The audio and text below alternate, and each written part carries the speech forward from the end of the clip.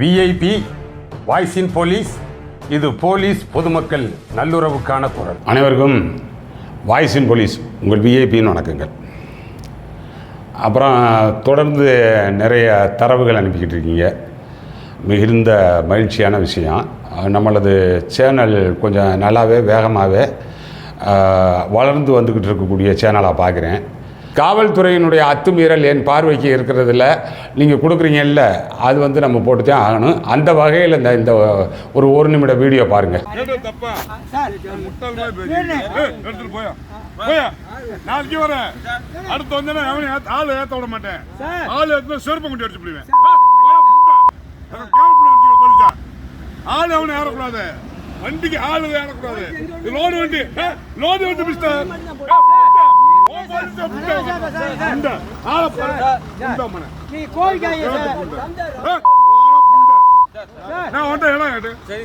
வண்டி எத்தனை புடிச்சுவா பேசிக்கிட்டு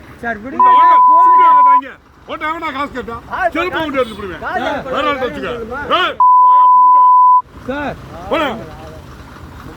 பாரு ஏனா கேட்டேன், ஏனா கேட்டேன். நான் கத்திக்கிருக்கேன். சாமி எத்தனை வண்டி ஓடுறான்னு கேட்டேன். இறங்கி வந்தோடனே நம்ம நொட்டாரு கொடுத்துறான்னு இருக்கேன். நாளைக்கு ஆள் எடுத்துட்டு வந்து இது வந்து இது ஒரு செக் போஸ்ட். ஆனால் மதுரை டு திண்டுக்கல் தேசிய நெடுஞ்சாலையில் பறவையை அடுத்து சமயநல்லூருக்கு கொஞ்சம் முன்னாடி இருக்கும், ரோட்டு மேலே இருக்கும். அந்த செக் போஸ்ட்டு மிகுந்த பரபரப்பாக வாகனங்கள் போயிட்டு வந்துக்கிட்டு இருக்கக்கூடிய ஒரு செக் போஸ்ட்டு. அந்த ரோடு, அந்த என்ஹெச் ரோடு தேசிய நெடுஞ்சாலையில் இருக்குது. அந்த ரோட்டினுடைய ரெண்டு பக்கம் ரோடு போகும், நடுவில் கொஞ்சோண்டு இடம் இருக்கும், அதில் செக் போஸ்ட் இருக்கும். அந்த பின்னாடி சைட்லலாம் வண்டி போகுது பார்த்தீங்களா, அதனால் ரெண்டு பக்கம் வண்டி போகும். இதில் வந்து அந்த செக் போஸ்ட்டு வந்து செல்லூர் காவல் நிலையம், கூடல் நகர் காவல் நிலையம், இது ரெண்டு பேருமே வந்து அங்கே வந்து அந்த செக் போஸ்ட் டியூட்டி பார்ப்பாங்க. மதுரை சிட்டி கண்ட்ரோலுக்குள்ளே வரக்கூடியது. இந்த எஸ்ஐ வந்து செல்லூர் எல்லண்டோரில் இருக்கக்கூடிய எஸ்எஸ்ஐ தவமணி. அவருக்கு என்னப்பா அப்படி ஒரு ஆத்திரம், அந்த காலையில் வெள்ளனை ஆனால் நேற்றைக்கே நம்ம கொடுத்துருந்தாங்க. அந்த எஸ்எஸ்ஐக்கு என்ன ஆத்திரமா என்னவா அந்த அளவுக்கு பூரா வந்து பீப் சவுண்டாக தான் போடுறாப்புல இருக்குது. அவ்வளவு வல்காரிட்டி, அவ்வளவு ஃபில்த்தி லாங்குவேஜ். இது வந்து பக்கா பப்ளிக்கில் உட்காந்துக்கிட்டு நீ வந்து அந்த வாகனத்தை நிறுத்திக்கிட்டு நான் என்ன காசாக கேட்டேன், செருப்பை கழட்டி அடிச்சு போடுவேன்னு திரும்ப பேசுகிறாப்புல. அந்த டிரைவரும் சரி, அந்த பூ ஏற்றிட்டு போகக்கூடிய அந்த பூ வியாபாரியும் சரி, ஒரு வார்த்தை கூட திரும்ப பேசலை பற்றியா? ஏன்னா இத்தனை வார்த்தை பேசும்பொழுது இப்போ சாதாரணமாக சிவிலியன்ஸாக இருந்தால் ஒருத்தன் கொடுத்தேன் வந்து ஏய் தள்ளி நிற்க மாட்டியா அப்படின்னா, ஏன் நீ தள்ளி நிற்க மாட்டியான்னு தகராறு ஆகிப்படுறான். ஆனால் இவ்வளவு மோசமாக பேசும்போது கூட அந்த டிரைவர் சரி, அதில் இருக்கக்கூடிய சார் விடுங்க சார் அப்படின்னு சொல்லி, உங்களுக்கு பின்னாடி இருக்கக்கூடிய ஒரு காக்கி சட்டை, நான் கூட போலீஸ் ஆக்குன்னு சொல்லி பார்த்தேன், அந்த செக் போஸ்ட்டில் இருக்கக்கூடிய போலீஸ் ஆக்குன்னு சொல்லி. ஆனால் அவன் தான் டிரைவர், அவன் கூட எந்த வகையிலும் உணர்ச்சி வசப்படலை யாரும். ஏன்னா நீங்கள் போட்டிருக்கக்கூடிய யூனிஃபார்முக்கு அந்த சிவிலியன்ஸ் வந்து அவ்வளோ மரியாதை கொடுக்குறாப்புல, போட்டிருக்கிற யூனிஃபார்முக்கு மரியாதை கொடுக்குறாப்புல. ஆனால் போட்டிருக்கக்கூடிய இந்த எஸ்எஸ்ஐ அது ஒரு துளியளவும் மதிக்கலை, ஒரு துளியளவும் அந்த யூனிஃபார்முக்கான எந்த மரியாதையும் கொடுக்கல. இந்த யூனிஃபார்ம் இல்லாமல் இருந்திருந்தால், ஆனால் ஒரு சாதாரண ஆளாக இருந்திருந்தால் விட்டுருப்பாங்களா? அவனுக்கு பேச தெரியாதா? ஆனால் பூ எடுக்கிற ஆள் தானே, உனேகாரில் ஸ்டெமினாவாகவே இருப்பாங்க. ஆனால் இந்த ரோஸ் எதுக்கு அவ்வளோ வேகமாக வருவாங்க தெரியுமா? காலையில் 7-7:30 அந்த பகுதியில் வந்து அந்த நிலக்கோட்டை, சிலுக்குவார்பட்டி, பள்ளப்பட்டி, இந்த வண்டி விசாரிக்கும் பொழுது இது ஏதோ பள்ளப்பட்டியிலேருந்து வந்த வண்டி அப்படின்னாங்க. ஆனால் இங்கே வந்து மதுரை அந்த மாட்டுத்தாவணி பூ மார்க்கெட்டுக்கு வந்து அங்கே எடை போட்டு ஃப்ளைட்டுக்கு வந்து 8-8:30 வந்து ஏர்போர்ட்டுக்கு போயிடுமா. ஃப்ளைட்டில் போகிற ரோஸாம் இதெல்லாம். ஏன்னா அப்போ அந்த பூ எடுக்கிறாங்க பாருங்கள், அந்த பூ எடுக்கிற அதை விவசாயி அவன் வந்து 3 மணிக்கெலாம் தோட்டத்தில் இறங்கிடுவாங்கப்பா. 3 மணிக்கெலாம் தோட்டத்துக்கு இந்த நிலக்கரி சுரங்க தொழிலாளிகள் மாதிரி நெத்தியில் லைட்டு கட்டிக்கிட்டு அந்த ரோஸ் ஒடிக்கணும். கையிலையும் முள்ளு குத்தும், காலிலையும் முள்ளு குத்தும். காலில் முள்ளு குத்துது, முள்ளு குத்தும்னு சொல்லி அவர் போகிறார். முள்ளு குத்துதா இல்லை ஏதேனும் தேள், பாம்பு, பூச்சி, பூரன் எதுவும் கடிச்சான்னு கூட தெரியாது. அந்த குத்துற முள்ளை கூட இவர் குனிஞ்சு பிடுங்க முடியாது, அப்படியே காலிலே நசுக்கி விட்டு போய்கிட்டே இருக்கணும். அந்த பூ வந்து 3 மணிக்கு எடுத்தா தான் இவர் 5 மணிக்கெலாம் வந்து அந்த நிலக்கோட்டை மார்க்கெட்டுக்கு கொண்டு வந்து நிலக்கோட்டையில் வியாபாரி வாங்கி இதை எடுத்து கொண்டு போக முடியும். அவ்வளோ விரைவாக போவாங்க. ஆனால் அந்த விவசாயியினுடைய தன்மை வந்து அந்த பகுதியில் வந்து நம்ம வேலை பார்த்தோம், அதனால் அது தெரியும். நீ அந்த வண்டியை போய் மறைச்சிக்கிட்டு என்ன கேட்குற?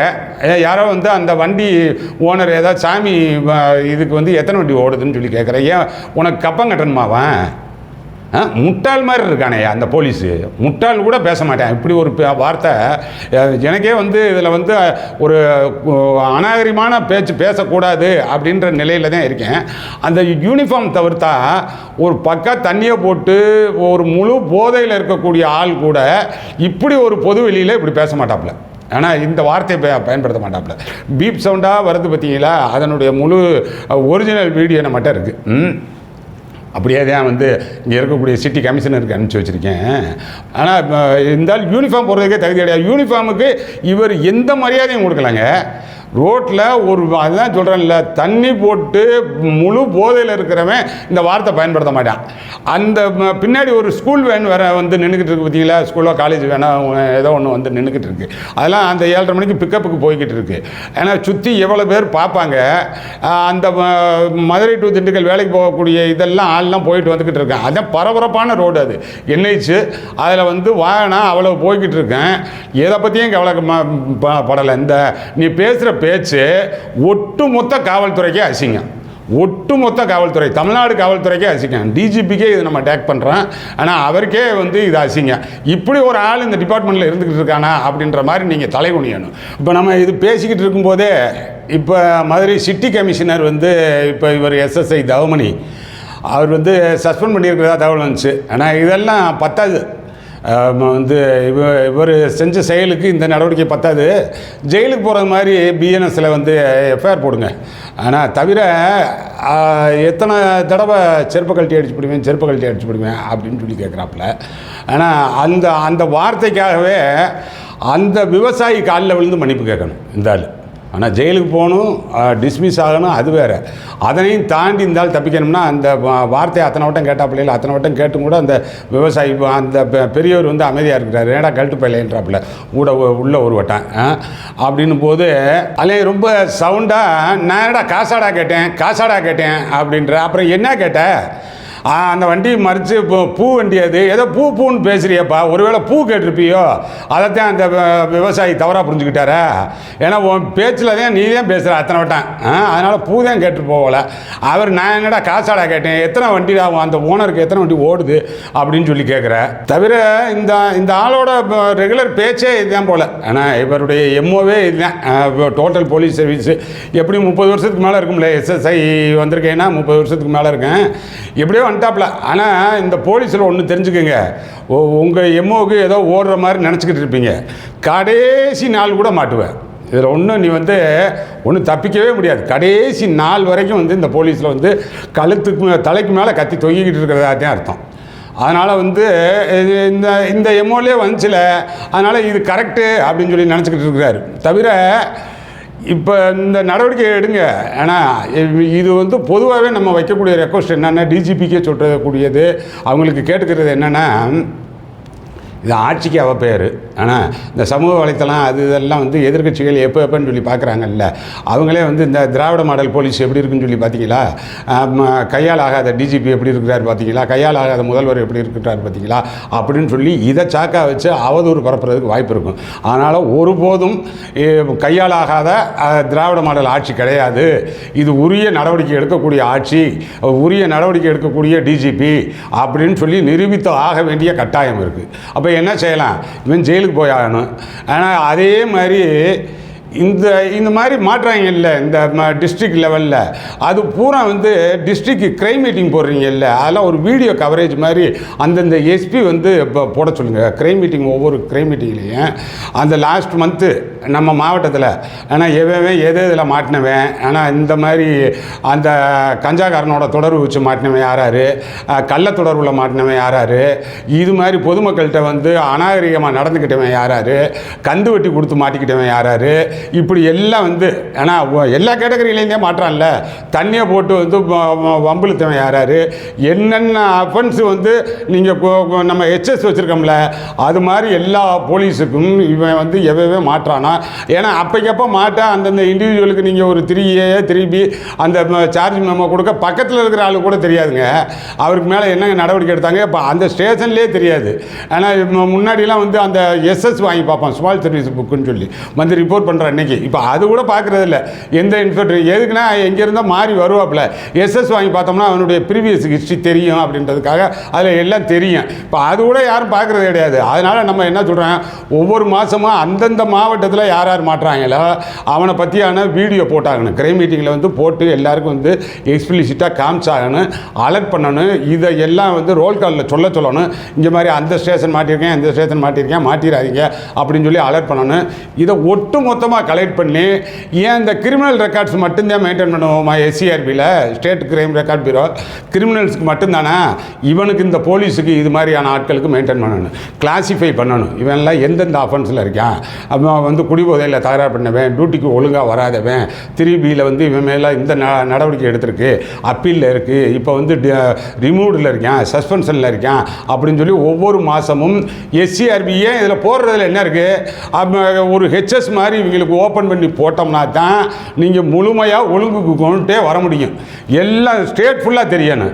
ஏதோ ஒரு காவல் நிலையத்தில், ஏதோ இங்கே இந்த ஒரு செல்லூர் காவல் நிலையம், செல்லூர் காவல் நிலையத்தில் இருந்தவர் கிருஷ்ணகிரி தெரியணும், தருமபுரி தெரியணும். இந்த மாதிரி வந்து செக் போஸ்ட்டில் இருந்தாலும் பேசினவன் இந்த மாதிரியான நிலைமையில் இருக்காப்புல டிஸ்மிஸ் ஃப்ரம் சர்வீஸா அப்படின்றது அந்த நடவடிக்கை தானே எடுங்க. அதனால் அதே சொல்கிறேன் நான், டிஸ்மிஸ்டு ஃப்ரம் சர்வீஸா அப்படின்றது ஸ்டேட் ஃபுல்லாக எங்கெங்கே எது நடந்துச்சு, எந்த ஒழுங்கினங்களில் யார் மாட்டினா அவன் மீது எடுக்கப்பட்ட நடவடிக்கை என்ன அப்படின்றத புக்லெட்டாக தெரியணும். தனிப்பட்ட ஆர்வலர்கள் யாராச்சும் இருந்து தனி மனிதர்கள் தகவல் அறியும் உரிமை சட்டத்தில் கேட்டால் அவங்களுக்கு இது கிடைக்கிற மாதிரி கொடுக்கணும். அப்படின்னா தான் வந்து இந்த ஒட்டுமொத்த காவல்துறையை நீங்கள் ஒரு லெவலுக்கு கண்ட்ரோலுக்கு இது எல்லாமே வந்து ஓப்பனாக வெளியில் சொல்லிடுவாங்க போல். அசிங்கப்பட்டாச்சும் திருந்துவானுங்க. நீங்கள் என்ன நடவடிக்கை எடுத்தாலும் சரி சொல்லவே மாட்டான், திருந்தவும் மாட்டான். நீங்கள் இந்த 2 ஸ்டேஜ் இன்க்ரிமெண்ட் கட்டு, போஸ்ட்போன்மெண்ட் ஆஃப் இன்க்ரிமெண்ட்டு, ஏன்னா அந்த இதெல்லாம் வந்து யாருக்குமே வெளியவே தெரியாமல் வேலை பார்த்துக்கிட்டே போயிடலாம். இப்போ எத்தனை இன்ஸ்பெக்டருக்கு சார்ஜ் இருக்குது, எத்தனை போலீஸுக்கு சார்ஜ் இருக்குன்னு யாருக்காச்சும் தெரியுமா? புக்கை போட்டு அச்சடித்து விட்டோம்னா வேணும்னா இப்போ எனக்கு தெரியணும் அப்படின்னு சொல்லி சொன்னோம்னா எஸ்சிஆர்பியில் நான் தகவல் அறிவு உரிமை சட்டத்தில் கேட்டு போகிறேன், கேட்டு வாங்கி பார்த்துட்டு போகிறேன், வண்டவாளம் இதுதான் அப்படின்னு சொல்லி அடாடா ஒரு ஹெச்எஸ் மாதிரி ஓப்பன் பண்ணி போட்டோம்னா திருந்துவானா திருந்த மாட்டானா? இதுதான் இதில் செய்யணும். இல்லைன்னா ஆட்சிக்கு பேர் வந்து இந்த அட்மின் ஏடிஜிபி அதெல்லாம் இருக்கீங்கல்ல, அதெல்லாம் இதுதான் கரெக்டான அட்மினிஸ்ட்ரேஷன் அப்படின்னு சொல்லி பாருங்கள். அந்த ஒழுங்கினத்தை வெளிப்படுத்தினா தான் இது சரிக்கு கொண்டு வர முடியும். அதனால் இது மிக மோசமான நடவடிக்கை. ஜெயிலுக்கு அனுப்புறதுக்கான நடவடிக்கை எடுக்கட்டு. இப்போ சஸ்பெண்ட் பண்ணியிருக்கிறாரு கமிஷனர், பார்ப்போம் அதுக்கு அடுத்த கட்ட நடவடிக்கை என்ன நடக்குதுன்னு சொல்லி. அப்புறம் இது பேசிக்கிட்டு இருக்கும் பொழுதே வந்த அந்த கூடுதல் தகவலையும் பகிர்ந்துக்கிறேன். ஏற்கனவே வந்து அவர் நாகப்பட்டினம் எஸ்பி மேலே நம்ம ஒரு 4-5 பதிவுக்கு முன்னாடி ஒரு பதிவு ஒன்று போட்டிருந்தோம். ஆனால் அவர் வந்து அங்கே இருக்கக்கூடிய அந்த கஞ்சா கடத்தலோடு தொடர்பு இருக்கிற மாதிரி சில பத்திரிகையில் வந்த செய்திகளின் அடிப்படையில் நம்ம ஒரு பதிவு போட்டிருந்தோம். நம்ம பதிவின் அடிப்படைன்னு சொல்ல வரல, அது எல்லாம் போட்டிருந்தோம். நம்ம அப்போ வச்சுருந்த டிஜிபி வச்சுருந்த கோரிக்கையை உடனடியாக அவர் இந்த மாவட்டத்தை விட்டு மாறுதல் செய்யப்படணும் அப்படின்னு சொல்லி இப்போ வந்த இன்றைக்கி வந்து ஆர்டர் படி அவர் வந்து டிரான்ஸ்ஃபர் ஆகிருக்கிறாரு. வேறு எங்கேயும் போஸ்டிங் காமிக்கலை அவருக்கு. அந்த கூடுதலாக அந்த தகவலையும் உங்கள்கிட்ட பகிர்ந்துக்கிறேன்.